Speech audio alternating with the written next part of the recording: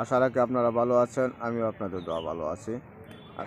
যেসব বন্ধু বীর্যটা পানির মতন পাতলা হয়ে গেছে, শরীর দুর্বল, শরীর জ্বালাপোড়া করে, তাদের জন্য সুন্দর একটা হার্স।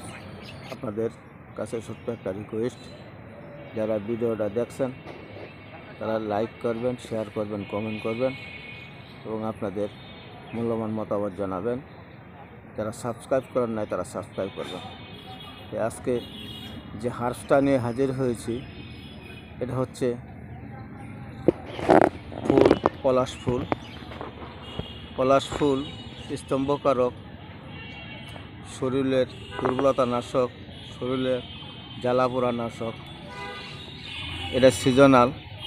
এটা সংগ্রহ করে রাখলে যাদের ঘন ঘন স্বপ্নদোষ, বীর্যটা পানির মতন পাতলা হয়ে গেছে, সহবাসের স্থায়িত্ব কম, তারা এই পলাশ ফুল নেবেন।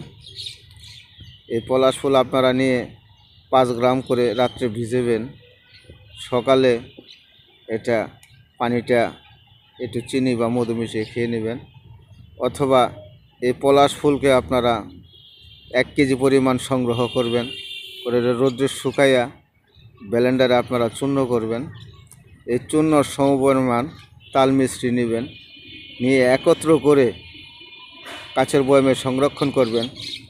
প্রতিদিন সকাল সন্ধ্যা হাফ চা চামচ করে কুসুম গরম দুধের সাথে যদি সেবন করতে পারেন, তাহলেও শারীরিক দুর্বলতা, মানসিক দুর্বলতা, বীর্য স্বল্পতা, বীর্য তৈরি হচ্ছে না, শুক্রকীটগুলো মরে গেছে এবং সহবাসের স্থায়িত্ব কমে গেছে, তাদের জন্য সুন্দর কাজ করবে।